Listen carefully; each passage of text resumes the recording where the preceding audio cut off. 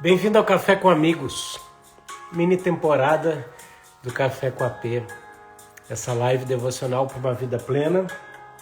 E hoje eu terei o prazer de convidar um novo amigo, o missionário Cleiton Carvalho. Tá chegando aí, já vou te chamar aqui, é um prazer tê-lo aqui com a gente. Enquanto isso, você que está chegando, nessa mini temporada, o nosso objetivo é conversar com homens de Deus, com amigos, sobre temas do coração deles e conhecer um pouco mais da vida dessas pessoas, mas de onde eles estão, de como Deus se revela para eles e aquilo que Deus tem colocado.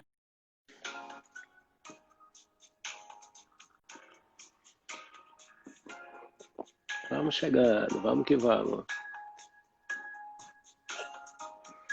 Fala, Cleiton, graça e paz, amigo. Olá, Rafael, graça e paz, boa tarde, gente. Bom dia para quem está aí lá no Brasil ainda, né? Tá me vendo bem aqui, Rafael? Tô bem, tô te vendo bem, tá bonitão aí, cabelinho cortado, paisagem legal. Pois é, tô vendo aqui um pouco embaçado, mas então tá bom. Tá bom. Cleiton, conta para nós, você é missionário? Você é pastor? Como você intitula a tua especialidade ministerial? Bom, intitulo missionário, né? Na verdade, fui consagrado como missionário, enviado para o campo, algumas vezes trabalhando nessa questão pastoral também. E nesse momento, inclusive, eu estou aqui na cidade de Aveiro, Portugal, servindo no pastoreio, né? Sim. Mas nós temos esse coração apostólico de pioneiros, de iniciar o trabalho, e é o que nós temos feito aqui. Estudei isso, né? Na verdade, além da teologia, eu fiz uma especialização em missiologia. Você é de onde do Brasil? Eu sou do Rio de Janeiro. Sou, na verdade, da cidade de Petrópolis, região serrana do Rio de Janeiro, cidade imperial. Mas estudei, inclusive, em João Pessoa, na Paraíba. Então, comi bastante cuscuz para ficar assim fortinho. Tem um pessoal muito querido aqui de João Pessoa, daquela região que ali é tudo juntinho, né? João Pessoa, Recife, Natal, ali é tudo pertinho, né? É isso mesmo. É uma região muito privilegiada, águas mornas, né? Praia. E ali João Pessoa estava 1h30 de Recife, 1h e pouco também de Natal. Bem legal. E me diz uma coisa, por que você está em Aveiro, em Portugal? Bom, são os por acasos assim de Deus, né? Na verdade, nós estávamos na Paraíba, servindo ao Senhor lá, estudando, e também tínhamos um negócio, uma empresa muito próspera, mas o Senhor nos chamou para o trabalho missionário. Daí nós viemos especificamente para a França, em 2017. E chegando na França, servimos lá, trabalhamos com o Jocum, e conhecemos alguns países aqui na Europa, servindo, ministrando nas igrejas, trabalhando com evangelismo nas ruas. E no final de 2018, nós viemos para Portugal, a fim de passar aqui uma temporada, tirar um documento e depois retornar à França. Tá aqui passando o comboio atrás, tem um barulho forte aí, né? Não, mas tá bom, tá tranquilo, tá legal. E nesse processo, o Senhor foi falando com a gente, e a gente pensando ainda que o projeto seria esse, de retornar ao trabalho na França, mas Deus nos foi fincando aqui e abriu as portas para que ficássemos. E aí começou a juntar conexão, nos conectar com pessoas, e começamos o trabalho de uma plantação de igreja aqui. No meio da pandemia, né, todo mundo passando por essa situação aí inusitada, e Deus colocou no nosso coração e nos conectou com pessoas e nos abriu a porta para a plantação de igreja. Então hoje nosso trabalho aqui em Aveiro é a plantação de igreja. Você está há quanto tempo fora do Brasil? Fora do Brasil, eu estou desde 2017, 4 anos, né? Nós saímos na mesma época, né? Eu cheguei na Europa de volta a segunda vez agora em março de 2017. Legal, então estamos aí no mesmo tempo. E, no mesmo Cleiton, tempo. primeiramente, muito obrigado por aceitar meu convite aí de vir participar dessa proposta aí de café com amigos, né? E eu sugeri que as pessoas que eu convidei propusessem temas do coração deles, né? E você me mandou o seu tema, né? Que é chamado, vocação, né? E propósito. Como que você trabalha esse tema? Como que Deus botou isso no seu coração? Qual a importância desse tema na sua vida e que você vê na vida da igreja? Porque quando a gente enxerga um tema, parece que a Bíblia se transforma nesse tema, né? É verdade. É verdade. Isso você falando agora, eu tô rindo porque de fato é isso. Tudo que você olha ali, Deus comunica isso para você. Sim. E de fato, até isso está ligado com esse mesmo tema, que é o propósito. Então, eu acredito que o meu propósito é esse, despertar as pessoas para isso. Eu junto essas três palavras, em algumas línguas, elas fazem até, tem o mesmo significado, vocação e propósito. Mas eu acredito assim, Rafael, que nós nascemos com uma vocação para cumprir um propósito. Em algum momento da nossa vida, nós somos despertados para isso. O que eu dou o nome de chamado. Sim, sim. Muito legal. E Deus fez assim comigo, e a gente comunica isso para a igreja. Eu, na verdade, escrevi um livro, vou aqui já fazer a minha propaganda. Já deixa os teus contatos. Depois você também fala do teu trabalho, do site, né? E das coisas que você faz aí. Então, esse livro chama Start, Como Viver a Sua Melhor Vida. Depois o pessoal pode ir na minha bio aqui, o link está lá para conhecer esse livro. E no livro eu falo de identidade, propósito, vocação e chamado. Mas identidade, eu sei que amanhã você vai ter uma conversa aqui com o Tom. Isso. E com certeza ele vai falar com muito mais propriedade do que eu sobre isso. Então deixa esse assunto para o Tom. Mas eu acredito que todo mundo na vida tem, em algum momento, uma crise de identidade, né? Quem sou eu, de onde vim, para que eu estou aqui, o que eu estou fazendo, para onde eu vou. E isso se desenrola quando a gente entende exatamente esse propósito de vida. Não foi diferente comigo. E ao longo da minha história é isso. E eu hoje comunico com as pessoas. Antes de eu entrar no ministério, Rafael, eu tive um negócio lá no Rio de Janeiro, que era uma escola de formação profissional. Eu e minha esposa, nós casamos e logo abrimos esse negócio. E eu trabalhava com adolescentes e jovens, preparando para o primeiro emprego. Curso de informática, rotinas administrativas, essas coisas, né? E o meu coração já era de falar disso para eles, né? Então eu dava ali alguma pincelada. Quando eu dava aula, dava uma pincelada nos assuntos específicos, mas o que eu queria era motivá-los a encontrar o seu propósito na vida. Porque eu acredito assim, peço até licença aqui para usar uma popularidade do futebol, né? Não sei qual a linguagem que você usa no canal, mas por isso que eu peço licença. A gente é livre, o pessoal aqui sabe, a gente é muito à vontade, muito livre, fica à vontade.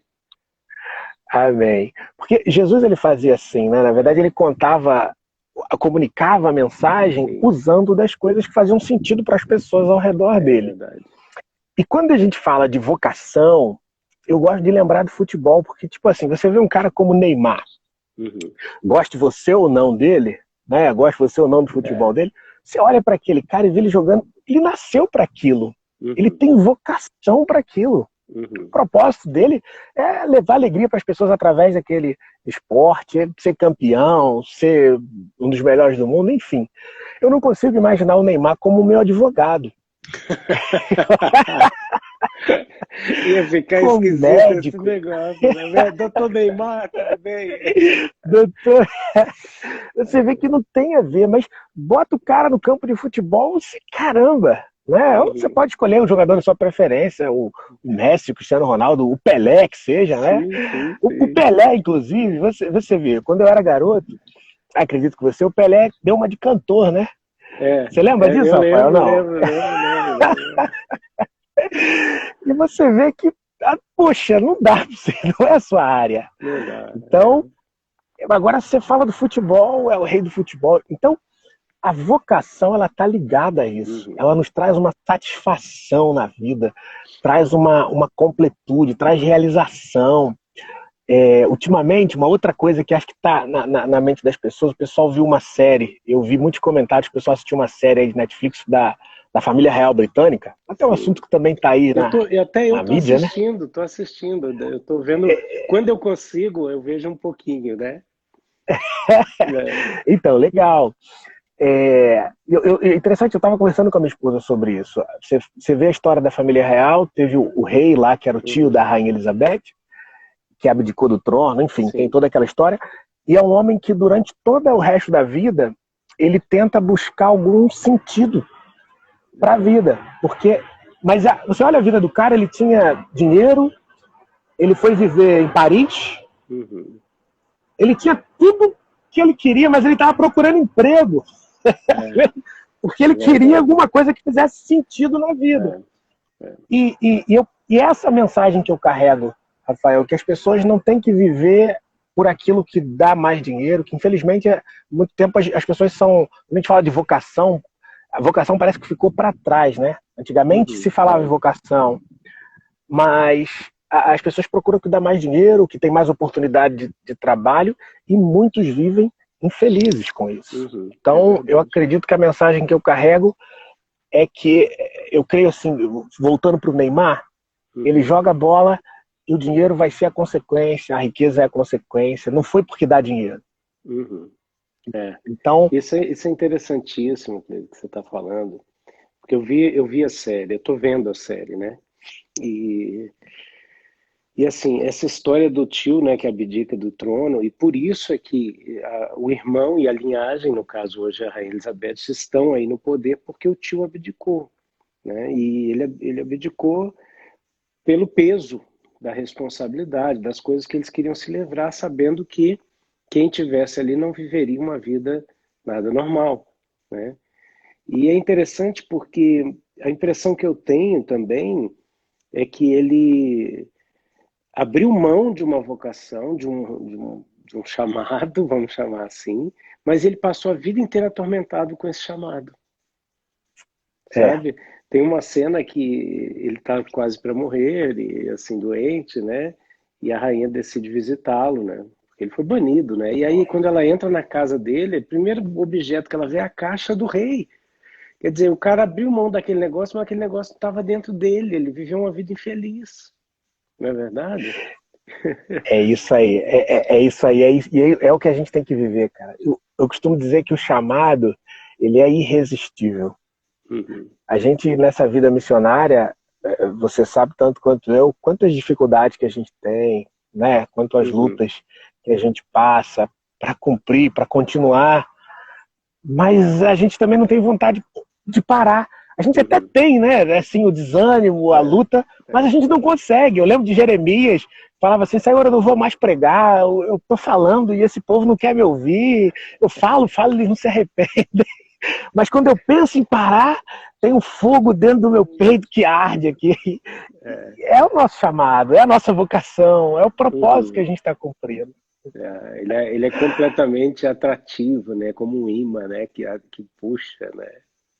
E me diz uma coisa, Cleiton, como que você encontrou Jesus? Como que você se converteu? Qual é a tua história de salvação? Bom, o que acontece? É longa.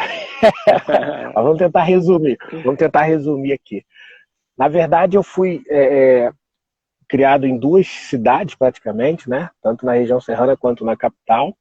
Eu nasci filho de mãe solteira, e a história passa um pouco por isso também. Mas, enfim, depois o meu pai, que casou com a minha mãe, nós criei na capital do Rio de Janeiro, depois voltei para a região serrana na minha adolescência. E lá eu vivi o processo de conversão de parte da minha família materna. Então eu tinha, o meu avô era muito envolvido com a igreja, um diácono muito envolvido lá com a sua igreja, tinha se convertido, perdeu um monte de amigos, E daí foi se convertendo um monte de gente. Uhum. E eu fiz parte desse convencimento primeiro. Eu primeiro me convenci, sabe, Rafael? Porque aí 2 tios meus se tornaram pastores, entraram no ministério, e eu me convenci. Uhum. Indo para a igreja com eles, eu entendi a salvação, entendi que Cristo era o caminho, a verdade e a vida. Mas eu ainda vivia uma vida dupla, né? Um crente meio Raimundo, como se diz lá, o crente Aham. Raimundo. É. Né? Pezinho na igreja, pezão no mundo. Por aí. Eu vivia isso em toda a minha adolescência, mas um dia, de fato, eu tive uma experiência pessoal com Jesus e foi onde eu decidi, não, esse é o meu chamado. Eu já estava envolvido com algumas coisas na igreja e foi onde eu fui. Eu estou no seu canal aqui, então quando você falou que a gente é livre, eu vou contar um pouco. Fica à Eu vontade. fui batizado com o Espírito Santo. Uau. Eu estava orando, eu falei assim, não, eu quero saber. Essa mistura de famílias, por que eu falei isso? Porque todo mundo lá ia para várias religiões. Iam na igreja romana, no catolicismo, na macumba, no espiritismo de mesa, enfim, tinha tudo, todo mundo ia para isso tudo. E todo mundo falava que estava na Bíblia.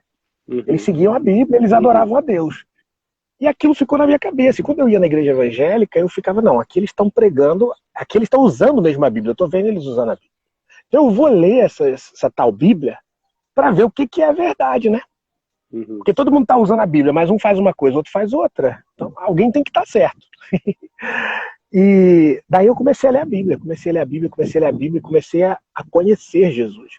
Aí me envolvi com a igreja evangélica e um dia eu fui para um encontro, trabalhar já no serviço ali, e lá eu estava orando. Falei, não, Senhor, eu preciso de uma experiência pessoal contigo.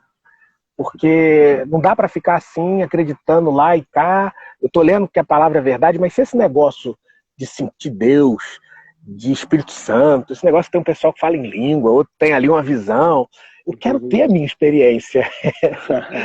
e aí fiquei orando, eu lembro assim, até umas 2 horas da manhã, naquele local de reunião que tinha, local de encontro, lá no meio do mato e tal, e adormeci. E eu tive um sonho. Eu sonhei com a sarça ardente, cara. Uau. Eu vi um fogo assim. E aí eu acordei falando em línguas. E aí foi um mistério lá dentro daquele quarto. E aquilo ali, depois daquele dia, eu senti tão forte a presença de Deus comigo, que aí eu mudei de vida. Aí eu me converti. Até então eu estava só convencido. Sabe? E ali eu conheci Jesus e aquilo ali ninguém pode tirar de mim. Aquilo ali ninguém pode falar que não é assim. Você pode até acreditar que não é, mas eu vivi. Então eu tenho a minha experiência com ele. Sim. E daí pronto, comecei a me envolver, aí sou músico, né? Então o que comecei você a tocar. toca? Eu toco um bocado de coisa, mas o principal é o saxofone. Olha, nós temos que juntar esses homens para tocar, porque eu sou tecladista, né? Aí, pronto, daqui a pouco eu tô chegando aí na Suíça. Então vem. A gente montar a banda aí, a banda missionária. Inclusive já toquei na Suíça, toquei lá na cidade de Albonne. Sim, né? Sim, é perto já de fui Genebra. aí, já fui lá tocar. Então, aí me envolvi, né, com isso e pronto. Daí foi me envolvendo com o Senhor e com a igreja, com o corpo de Cristo e fui descobrindo o chamado e tudo isso. E como que se deu o teu chamado? Em que momento se deu esse chamado? Bom, legal. Só para voltar um pouquinho e responder a sua pergunta, essa história da minha família se converteu a minha bisavó. E era uma mulher de oração. Você sabe que o pessoal que ora é complicado. Eu digo que tem o fator oração de vó e oração de mãe que muda tudo. Quando chega no céu, eu acho que Deus fala, peraí, deixa essas aqui. Pois é. E assim, ela orava. A gente falou da família real, né? Tem uma frase que é atribuída aí a uma rainha da Inglaterra, diz que ela disse que eu não tenho medo dos canhões soviéticos que viram para cá, mas o que eu tenho medo de verdade é quando o povo protestante dobra os joelhos para orar. Uau. Ela falou, porque os canhões a gente tem exército, a gente luta também. Agora, quando ora, Aí não tem jeito. aí... Então, assim, a minha bisavó, ela se converteu e era uma mulher de oração. Tinha 13 filhos. E um desses meus tios, que são pastores, 2 tios são pastores, são músicos também, Rafael. E um deles tocava na noite, né? Tocava no mundão. E ele conta que quando ele chegava em casa, às vezes, vindo da balada, vindo da tocata, né? De madrugada, morávamos ali na mesma rua, próximo, e ele ia perto da casa dela, 3 horas da manhã, e a luzinha do quarto dela estava acesa, e ele chegava lá e ouvia ela orando, e falando o nome da família, tal, tal, tal. E ele no mundão ainda, mas aquilo mexia, né? E aí, de repente, num momento, Deus começa, converte um ali, converte outro lá, converte. Então, na verdade, eu sou fruto de oração. E primeiro teve isso. E depois, eu não sei se você tem Bíblia aí, Rafael, a gente pode falar aqui um pouquinho da palavra também. Lógico, lógico. A ideia é essa, né? A ideia Pronto. também é essa, né, Cleiton? Que as pessoas percebam que... Porque às vezes eu imagino assim, talvez até você tenha vivido isso, né, em meio ao seu chamado. Quando a gente recebe um chamado, a gente, como diz em espanhol, a gente ilusiona, né? A gente cria uma ilusão. Mas quando a gente trilha esse chamado e vê milagres, mas vê as dificuldades, as lutas, sente isso, e a gente consegue transmitir isso para as pessoas, é importante. Para as pessoas não criarem uma ilusão, né? De repente, do Rafael que está o dia inteiro com a xícara de café aqui, né? Como eu brinco com a minha cara de rico, do Cleiton que está aí, né, numa paisagem legal, o cara é músico e tal, e não sabe, às vezes, o processo, passo a passo, né? Isso é importante. É isso aí. Estou com a Bíblia Isso aqui, aí. pode falar. Primeiro Samuel, capítulo 3. Vou pedir para você abrir aí, por favor, que eu estou aqui só com a Bíblia do celular para não atrapalhar. Eu vou falando aqui enquanto você está abrindo. Você que está aí assistindo a gente, pega a sua Bíblia também aí para registrar isso. Que eu creio que esse texto fala do tema dessa conversa, Rafael. Chamado, propósito, vocação. Está aberto. O que aconteceu? Versículo 10. Você pode ler, por favor, Rafael? Posso. Aqui. O Senhor veio e ficou ali. Então falou como das outras vezes: Samuel, Samuel. Então Samuel disse: Fala, teu servo está ouvindo. O Senhor disse a Samuel: Veja, eu farei algo em Israel que fará tinir ambos os ouvidos de qualquer um que ouvir isso. Amém. O meu chamado está ligado a essa história de Samuel. Então, primeiro, fruto de oração, mas eu, quando fiquei noivo da minha esposa, eu estava no exército e eu estava na banda de música do exército, tocando saxofone lá. E era um trabalho estável, né? Eu tinha ali pelo menos 7 anos de serviço para ficar ali dentro, ganhando, né, um salário significativo. Não era muito, mas suficiente para viver uma vida legal. Minha esposa trabalhava, né? E aí, só que aquilo não era satisfatório para mim. Eu sempre gostei de pensar, de criar, de ter ideia. E na época fui estudar, entrei também ali na universidade, né? Um curso que eu fazia, administração, mas era bem focado para marketing. E aí a cabeça fervilhava de ideias. E eu falei, poxa, aqui dentro eu não posso mudar nada, cara. Não posso nem mudar uma cadeira de lugar, porque isso aqui tá aqui desde Caxias, né? Desde quando Caxias criou. E não tem nada contra o exército, tenho vários amigos militares e gosto. Só que eu vi que aquilo não era a minha vocação, ficar ali dentro. E eu falei, eu vou sair. E comentei com a minha noiva na época, né? A gente estava noivo, eu falei para ela, olha, eu vou sair. Isso era o ano de 2006, janeiro de 2006, mais ou menos. E a gente tinha a ideia de casar em setembro daquele ano. Setembro de 2006. Falei pra ela, eu vou sair. Ela falou, não, você tá doido, como é que você vai sair? Poxa, se você sair, como é que a gente vai casar? Né? Não tem... A gente é de família simples, não tem ninguém que vai assim ajudar a gente tem um projeto, agora você vai ser. Eu falei, não tô aguentando. Ela, não, segura. Eu falei, vou ver. E aí um dia eu pedi pra sair, como se diz mesmo, falei, ó, tô entregando. E todo mundo, né, no próprio exército, como assim? uns amigos meus que queriam ter ficado e não tiveram vaga, né? Eu falei, não é para mim, vou sair. Todo mundo foi aquele choque, né? Na família também. Saí. E aí quando eu cheguei para ela, falei, Mariana, pedi para sair, pedi 150, né? É o artigo que tem no Exército, eu pedi 150. E ela endoidou, né? Você imagina. Uma moça com data para casar e o cara agora tá desempregado. E obreiro na igreja e tudo mais. E naquele dia, a gente se encontrou depois do horário laboral, né? E ela foi para casa dela, eu fui para minha. E ela, antes disso, na verdade, ela passou num culto. Tinha uma igreja, ela passou num culto e lá Deus falou com ela. Deus falou com ela que Deus mostrou, foi numa igreja que não era a nossa congregação e Deus falou, tem uma moça aqui que tá noiva e assim falou com ela. E ela pegou aquela palavra e foi para casa orar. Aí o que aconteceu nesse trecho, Rafael? Eu só descobri cerca de 10 anos depois. Mas foi o chamado, veja só. Ela foi para casa naquela noite e orou, falou, Senhor, o Senhor sabe do nosso coração, nós queremos casar, e agora essa situação. Era fevereiro, lembrei que era fevereiro, a gente quer casar em setembro. E aí ela abriu a palavra e o Senhor falou com ela nesse texto, Samuel. E ela viu o que Ana fez. E ela falou assim, se o Senhor me der o meu casamento... Eu tô abrindo meu coração aqui para sua audiência. Vai. Eu acho que tem gente... Deixa eu ver os comentários aqui. Ó. Vamos lá. Você que quer casar... Olha a unção do casamento, hein?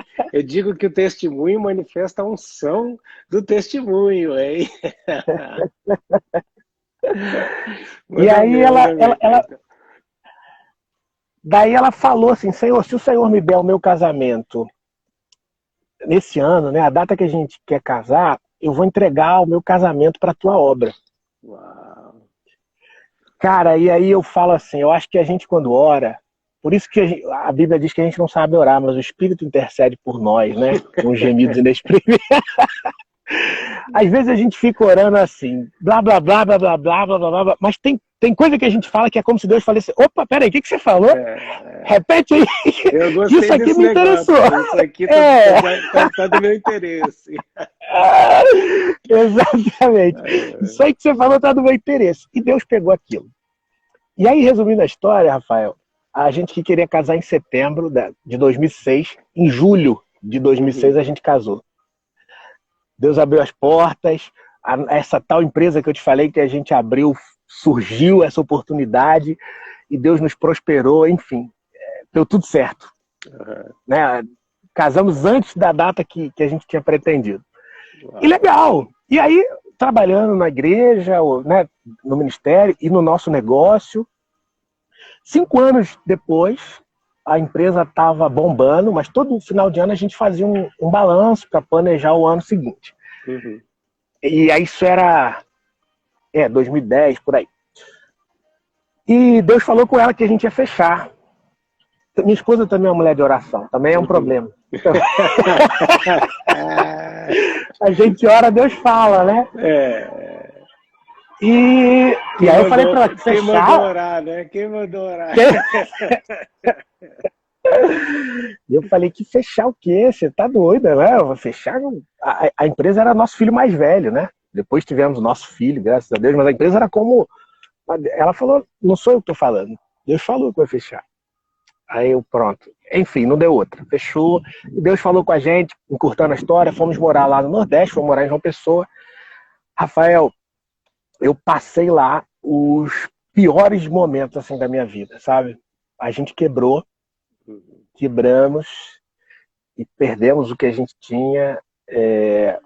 E a nossa ideia na hora era voltar. Então, vamos voltar. Vamos voltar. Só que a gente não tinha como voltar. A gente não tinha mais a estrutura que a gente tinha antes. Né? Na cabeça do desespero, muitos jovens também, na verdade, né? Não tinha uma experiência. Fomos empresários, mas não tinha uma bagagem para isso. Para tudo que aconteceu rápido. E na nossa cabeça a gente ia voltar. E aí Deus começou a falar com a gente. Deus começou a usar pessoas. Para falar assim, eu trouxe vocês para cá, não é para vocês voltarem. Mas usar pessoas assim, na rua. Tava num lugar como esse aqui, de repente, passava uma pessoa e trazia um recado de Deus. Sabe? Da gente ficar assim. Eu fui comprar uma peça para pia, não sei, uma coisa numa loja de material de construção, e eu estava no balcão esperando para ser atendido. Um cara do meu lado começou a me olhar assim, assustado. Falou assim, você sabia que você tem um chamado de Deus para isso, isso, isso, isso? Aí ele estava assustado, eu vi que ele não estava preparado para aquilo, e eu muito menos. Eu deixei tudo para trás e saí correndo. E aí Deus foi falando, sabe? E eu em João Pessoa conheço todos os irmãos aí de João Pessoa, eu conheço todos os ciclos de oração, todas as vigílias que tem na cidade. Quando você está na prova, né? Você tem vai gente que atrás conhece de orar. todos os botecos da cidade, né? Vai de um pro outro. Tu conhece o ciclo de oração, vamos nessa. Exatamente, cara, exatamente. E aí, Deus sempre falando com a gente, a mesma coisa. Eu tenho um chamado, e é isso, é aquilo. Só que pra gente, a gente já estava cumprindo esse chamado. Porque a gente era sempre fomos envolvidos. Minha esposa também toca instrumento, tocava, o pai dela foi pastor, ela acompanhava o pai dela desde 9 anos de idade tocando violão na igreja, o pai dela plantava igrejas, ela tocando violão e pregava, enfim, a gente já estava cumprindo. Foram 3 anos lá em João Pessoa na prova, sem que a família soubesse dos detalhes, porque era Deus que estava tratando. Se a gente falasse com a família, as pessoas iam dizer, olha, vocês estão fazendo o que aí, né? Vem pra cá. Se tá difícil aí, vem pra cá. Que vai ter a casa, vai ter as coisas, enfim. Só que era o processo de Deus. Foi à nossa igreja, então, depois de 3 anos, uma missionária estava no Timor-Leste, pregou e no final ela fez um apelo missionário. E nessa altura, eu já tinha concluído parte dos estudos e o pastor local queria nos enviar para um trabalho, né, para ser dirigente de um trabalho local. Mas a gente não sentia que era aquilo, sabe? E aí, quando essa missionária pregou e fez o apelo missionário, eu olhei para minha esposa, ela olhou para mim, é isso, Deus está nos chamando. A gente foi à frente, entregou a vida para missões. Rafael, para não dizer que foi de um dia para o outro, foi de uma semana para outra. Todas aquelas provas, as lutas que a gente estava passando, a vida virou de cabeça para baixo, ou de cabeça para cima. Inclusive, teve nesse processo, a gente foi num ciclo de oração, olha, só um parênteses aqui de curiosidade. A gente foi num ciclo de oração, vieram os missionários africanos da Nigéria, eles falavam inglês, e cara, Deus usou o cara, ele não entregou nenhuma revelação ali, a não ser para mim, só para mim. Ele falou, você que tá lá atrás. Eu falei, meu Deus, e agora? E aí ele falou um monte de coisa, né, confirmando que Deus estava falando com a gente. No final ele falou assim, Deus vai virar a tua vida de cabeça para baixo. E minha esposa guardou essa, né? Aí o final falou que o cara falou que vai virar de cabeça para baixo. Eu falei, bem, porque pior que tá não fica, né? Então, se vai virar de cabeça para baixo, se vai virar de cabeça para baixo, vai ficar bom. Enfim, mas confirmação do chamado. E aí, quando essa missionária fez o apelo missionário, nós entregamos a vida para missões, de uma semana para outra, tudo que estava dando errado começou a dar certo. A gente passou esses 3 anos lá lutando para montar um negócio, que era o que a gente sabia fazer, era empreender, e não conseguia, tudo travado. De repente, surgiu um telefonema, uma ligação. Em poucas semanas eu estava com outro negócio aberto, ganhando dinheiro, prosperando de maneira assim abundante, sabe? Só que aquilo não estava no coração mais. Sabe? Aquilo começou a não fazer sentido mais pra gente. Aí veio o detalhe. Nessa noite que nós entregamos a vida para missões, a minha esposa me chamou, falou, preciso te contar um negócio. Aí eu falei, é? É o quê? Aí ela me contou esse voto que ela fez ao Senhor por ocasião do nosso casamento. Então, na verdade, eu tinha sido entregue sem saber, entendeu? Tu tava assim, eu tô vendo a lenha, eu tô vendo o fogo, onde é que está o animal do sacrifício? Exatamente. E ela tava assim, Senhor proverá, meu filho. Exatamente, cara, exatamente. Então ela me falou, eu falei, pois você sabe quanto agora? Aí ela falou, pois é, porque eu achava que a gente já estava vivendo isso. Então a gente orou junto naquele dia, amém, Senhor. Nós entregamos, então, se é para missões, se é para largar tudo, pronto. Aí quando a gente largou tudo, Deus nos deu esse negócio, começamos a prosperar, ter abundância, mas já com os olhos voltados para missões. E foi aí que Deus começou a falar com a gente. Como você falou, Rafael, e falou muito bem, o chamado não é uma fantasia. Você vê que é uma história. É uma história, vida. Tá me ouvindo, Rafael? Sim, que alguém quase derrubou nossa live na ligação aqui. Mas pode seguir. Opa! Então, o chamado é uma história que é construída, né? Ao longo da vida, e Deus vai colocando ali cada pedrinha, vai formando. E o chamado veio até com uma indicação geográfica, se a gente pode falar assim, né? Deus mostrou para onde a gente devia ir, e foi tudo construído. Mas o que eu acho interessante de falar de Samuel, e esse texto, então eu carrego ele, não vou pregar aqui, mas eu acho que vale a gente chamar a atenção das pessoas. Porque isso que você está falando, pelo menos toca muito a minha vida, essa questão assim de Deus trazer toda uma promessa, um chamado, e de repente selar isso com a palavra. E essa palavra acompanha a gente toda a vida. Não sei se você já viveu isso, de você chegar em alguns lugares e você ter a certeza que é Deus falando com você, porque às vezes o profeta vai lá e cita o texto, né? É isso aí. Bacana demais isso. E então, porque Samuel, veja só, é válido contar esse testemunho. Você usou uma frase aí, como é? O testemunho... Eu digo que o testemunho manifesta a unção do testemunho, né? Enquanto você está vivendo aquilo, Deus manifestou uma unção. Quando você conta, essa mesma unção se manifesta. Então, por exemplo, eu fui curado na minha infância. Toda vez que eu conto meu testemunho de cura, eu sei que a unção de cura está se manifestando, né? Amém. A unção do chamado está se manifestando aí. Tem gente sendo chamada. Amém. Eu sinto de Deus, eu sinto do Espírito aqui, que tem pessoas que não estavam entendendo exatamente por que certas coisas não davam certo, não estão dando certo, casamentos desalinhados, e com o teu testemunho está trazendo não só clareza, mas uma unção de alinhamento. Né? Amém, glória a Deus. Então, você vê como são as coisas. Eu falei da oração. Você ia falar de Samuel, fala. Isso. Do texto de 1 Samuel, quando Deus chama, Deus insiste com ele, para ele atentar para o que Deus queria fazer. Então você veja que a oração que foi feita pela minha esposa, a gente brincou, né, que chamou a atenção de Deus, é porque existia um propósito, existia alguma coisa que Deus queria fazer lá com Samuel. Voltando lá para Samuel, Deus queria fazer uma obra em Israel.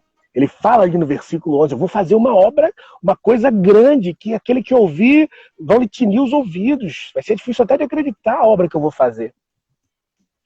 Então, Ana, que fez esse pedido, que fez essa oração ao Senhor, ela tinha uma necessidade. O que ela não sabia é que, na verdade, Deus é que queria fazer aquilo. A necessidade dela não era maior do que o desejo de Deus de fazer algo. Então veja só, a necessidade da minha esposa naquela ocasião era o casamento, a nossa necessidade, né? Eu digo minha esposa, mas é porque ela orou ali, né? Então, você que está nos assistindo, saiba que o seu pedido, a sua oração inspirada pelo Espírito Santo, com gemidos inexprimíveis, ela na verdade é movida por Deus. Tenha certeza que Deus tem muito mais interesse em te responder do que você mesmo. Como Jesus ensinou, né, na parábola do juiz Inico, será que Deus não está ouvindo vocês? Digo-vos que ele tem pressa em defender-vos. Lucas 18, se eu não me engano. E então, isso foi que Ana fez, orou e Deus interagiu. E aí, tá ali, Samuel nasceu para um propósito.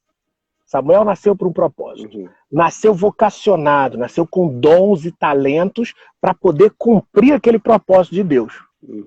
Só que num momento da vida dele aconteceu esse texto de 1 Samuel 3,10. Estava lá de boa, dormindo, né? E veja que o interessante ali de Samuel também é que, e acontece com o chamado, às vezes a gente ora, pede uma coisa a Deus, Só que na hora de cumprir o nosso voto é difícil. Porque, pensa comigo, Rafael, Ana, uma mãe que orou por um filho, era tudo que ela queria, um filho.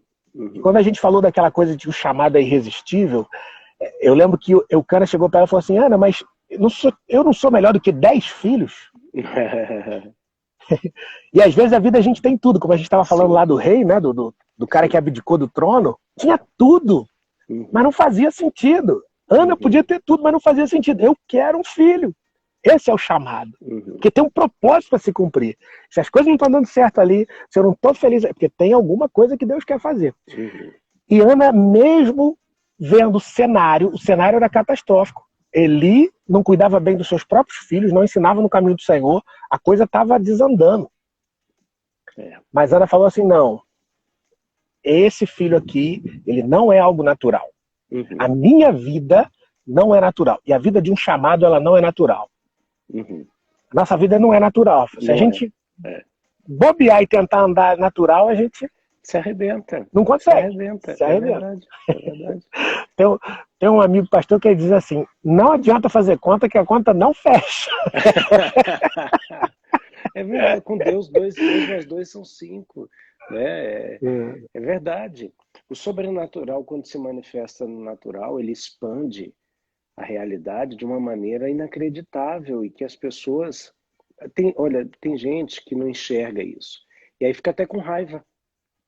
Porque olha para a tua vida, olha para a minha vida de muitos e fala, mas como é que ele consegue? Como é que pode? Como é que... Né? Mas não percebe ou não quer aceitar que a gente está vivendo na dependência de Deus, na dependência do sobrenatural. Né? E aí Ana, nesse cenário catastrófico, ela entrega o filho. Mesmo assim, ela entrega o filho. E chamada é isso, né? É entrega.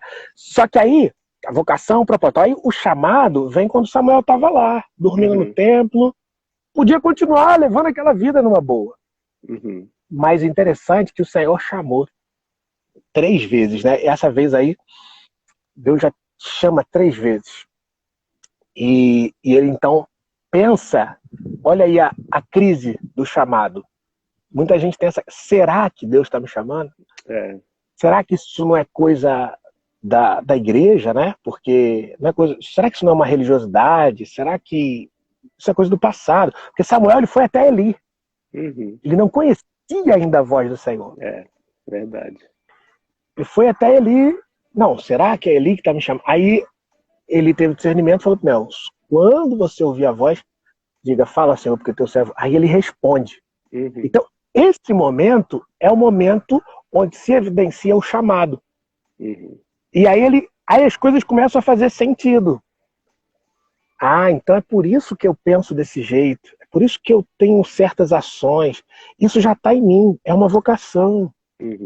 Há um propósito a ser cumprido. Aí o que eu falei lá no começo do Neymar, lembra? Poxa, então esse negócio que eu faço com a bola aqui, é isso aqui. Isso tem algum... É isso aqui. Meu negócio não é o direito, nem a medida. Meu negócio não é ser doutor Neymar, né? É o futebol. Então foi o chamado. Entendeu? Se a gente falando da linguagem de futebol, eu, como a maioria dos garotos brasileiros, tive o sonho de ser jogador de futebol, bem passageiro assim, mas cheguei a pensar nisso. A gente ficava naquela coisa do olheiro, né? Vem um olheiro aqui, vai escolher quem é bom de bola para levar para o time, né? O Neymar teve isso, mas eu não tive, não me olharam bem. Não enxergaram bem, né?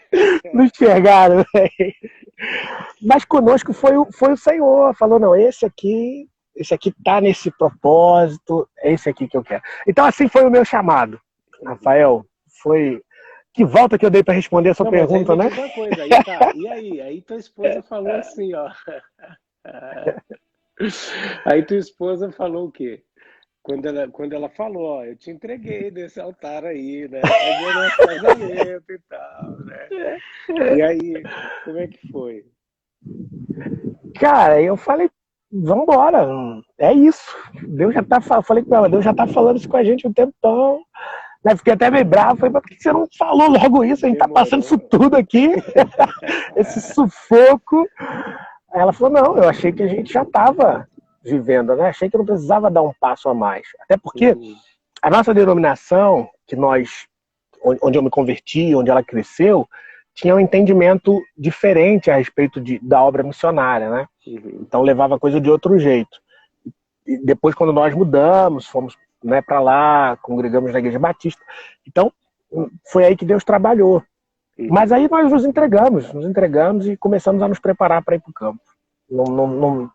Não tinha mais como a gente resistir, sabe, ficou muito claro pra gente que era o que a gente tinha que fazer.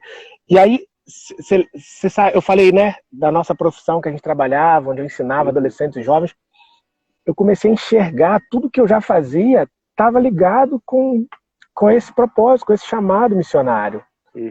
Sabe, todo um certo desapego que nós já tínhamos, assim, da grande família, né? De estar sempre ali em família. Isso a gente não tinha já isso, sabe? A gente já era muito independente.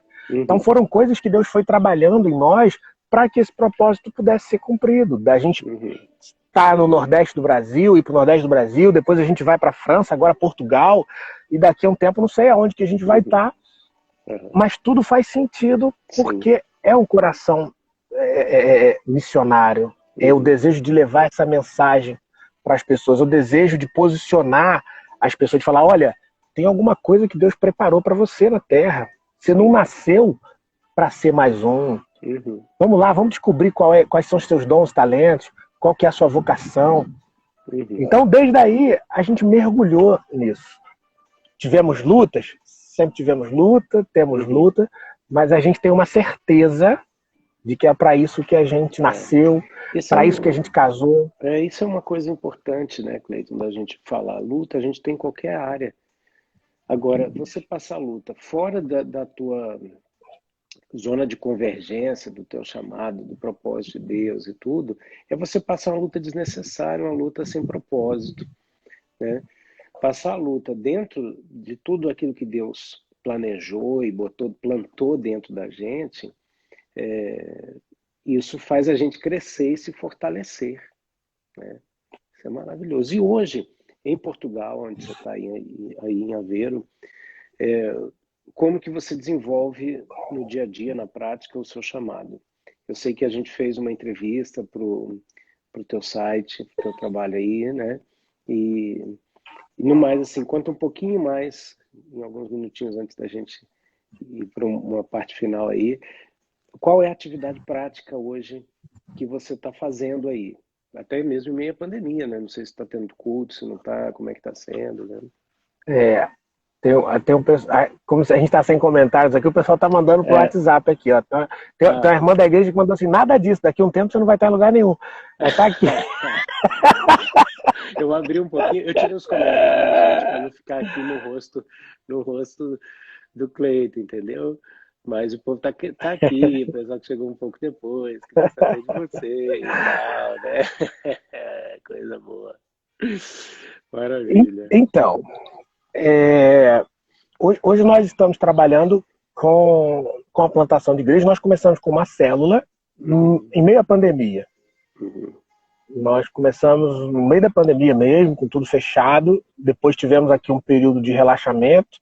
E aí começamos a nos reunir numa casa, num grupo misto, né? Portugal hoje tem muitos brasileiros.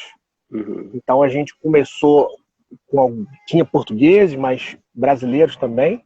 E há muitas outras nacionalidades aqui, tanto como na Suíça também, né? Sim, você tem pessoal do mundo todo. E começamos essa reunião. Começamos com um grupo de cerca de 4 casais. E hoje a gente tem uma frequência, já estamos aí com 30 e poucas pessoas. E estamos online. Estamos online, porque aqui tá proibido, né? E aqui realmente é diferente do Brasil. Não dá para você dar o jeitinho, né? O jeitinho brasileiro, tá fechado mesmo. Oficialmente, nessa segunda onda, as igrejas não foram obrigadas a fechar. No decreto, tanto a Igreja Católica quanto a Aliança Evangélica Portuguesa, que é quem defende os nossos direitos, vamos dizer assim, aqui, conseguiram que isso fosse um direito de manter aberto. Entretanto, a própria Aliança Evangélica Portuguesa, atendendo a um pedido do governo, orientou que as igrejas não se reunissem, né? Nos convidou a não nos reunir. E, na verdade, eu acho justo, porque não é uma perseguição religiosa, é de fato um cuidado com a saúde. A gente está vendo aqui, há muita coisa que se fala, esse Covid é isso, é aquilo, só que a gente vê que a realidade, a gente precisa cuidar da saúde do povo. E não é impedimento para nós sermos igreja. Sim. Então, hoje mesmo eu falei com o povo, porque a igreja ela se desenvolve no dia a dia, o discipulado, o acompanhamento, o pastoreio, né? O pastorear não é... A gente não pastoreia no culto, na celebração. A gente pastoreia no dia a dia, visitando, né? Orando, vendo as necessidades, o acompanhamento, discipulando. E nos reunimos semanalmente como corpo, né? Para celebrar, para compartilhar a palavra. E é nisso que a gente está. A nossa expectativa é que tão logo agora seja tudo liberado, a gente tenha as células e um local de reunião também, já para começar. Muita gente nos procura, né? Mas ainda fica um pouco resistente com a coisa do online, com a coisa da célula, porque, poxa, eu não conheço as pessoas ainda e já todo mundo vai me ver, né? Porque a gente tem vivido uma comunidade de fé, de verdade, uma família de fé. Sim. E a célula, e até o Zoom é isso, tá todo mundo vendo sua carinha ali, né? Não tem como você ficar lá... Escondido. É interessante, escondido. Isso que você está falando é interessante, porque muita gente, durante muitos anos, optou congregar, às vezes até em lugares grandes, para entrar e sair despercebido, né? Ah, não, eu quero um lugar grande para entrar e receber ali e ir embora, né? Então, talvez até por feridas, né, com outras igrejas, e hoje não tem jeito. Ou a pessoa está assistindo a gente pela rede social, onde ele não precisa, né, aparece um nome, uma foto ali, né? No caso do Instagram, do Facebook. Mas no Zoom não tem jeito, né? A pessoa até pode botar foto bonitinha ali, mas... Pois é. Mas é um ambiente onde Deus vem trazendo cura, a gente tem aproveitado as novas oportunidades. Então é nisso que a gente está, Rafael. Portugal é um país que conhece muito sobre o cristianismo histórico, mas não conhece a verdade do Evangelho. Como várias partes do mundo, é um país onde tem muita história de decepções religiosas. Sim. E a gente aqui na Europa, eu sempre toco nesse ponto, que se você for falar do cristianismo histórico, as pessoas dão aula para o brasileiro. O brasileiro não tem como... Rafael, no Brasil a gente fala de história. Então a gente começa a falar, a gente vai só até o regime militar. Quando a gente volta mais um pouquinho para trás, ninguém sabe o que era. Getúlio Vargas, Primeira República, ninguém sabe mais do Brasil o que é aquilo. Aqui na Europa não, aqui na Europa você conversa com a pessoa. Eu estava conversando com o meu mecânico, inclusive, português, inclusive está conosco na nossa igreja. O cara me dá aula de história, sabe? Ele vai em 1200, vai no ano 800, e o que aconteceu aqui, e tal. Então tem toda uma mentalidade construída que traz a cosmovisão, né? Sim. Como as pessoas veem o mundo, como elas veem Deus, como elas veem religião, como elas veem o cristianismo. Então eles são muito apegados aqui ao que aconteceu, por exemplo, nas cruzadas, que vinham homens em nome da religião, em nome do cristianismo, e matavam, feriam, na verdade pela ambição por terras. Sim. E isso eles aprendem na escola e gravam muito isso. Eles viveram muitas guerras, né?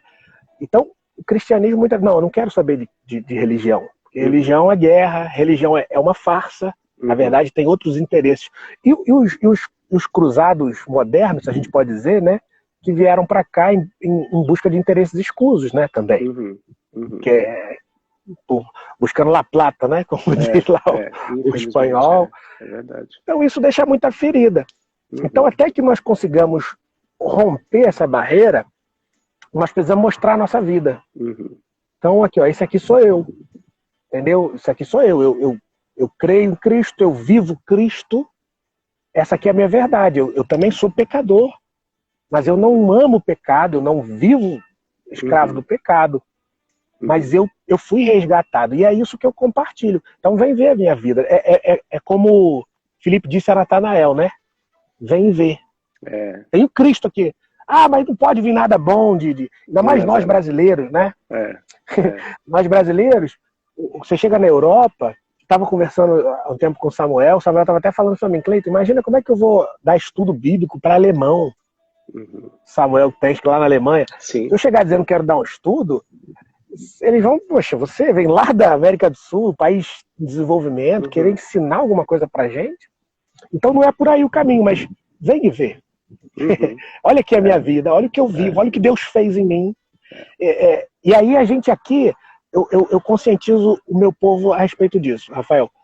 O mandamento de Jesus não foi abrir igreja, não foi templos e não sei o que. Jesus falou assim, ó, vocês serão cheios do poder.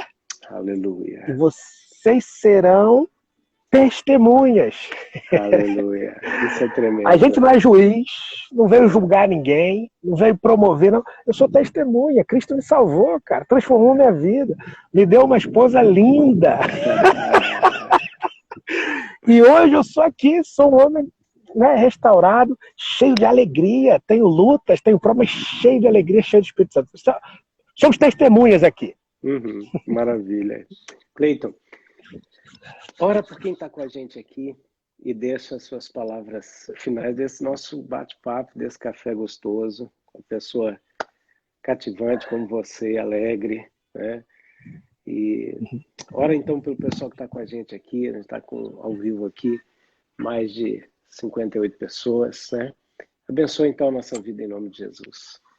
Amém, amém. Pai, em nome de Jesus, nós abençoamos essas pessoas que estão aqui conosco, que essa palavra, esse testemunho que foi compartilhado, que carrega uma unção, que seja um despertamento para aqueles que estão aí assistindo. Em nome de Jesus, traz consciência, Pai, da vocação, do propósito, e que hoje seja o dia do chamado, o dia do sacode de Deus, despertando essas pessoas para viverem aquilo que elas têm que viver na terra. O Senhor é um Pai de amor, um Pai bondoso, que não abandonou nenhum de nós.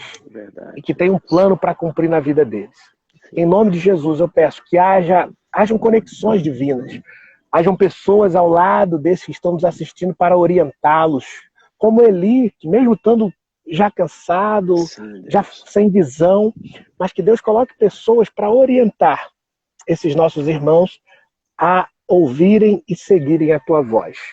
Assim eu oro por eles, liberando essa palavra, essa unção, como o Rafael disse aqui, do chamado, em nome de Jesus. Amém. Amém. E glória a Deus. Aleluia. Amigo, brigadão. Fica com Deus. Tenha um dia de vitória, uma semana de bênção aí. E vamos nos falando. Amém. Legal. Quem está aí seguindo, quiser mais, Rafael, nesse livro, tá lá no link na bio, a pessoa pode seguir.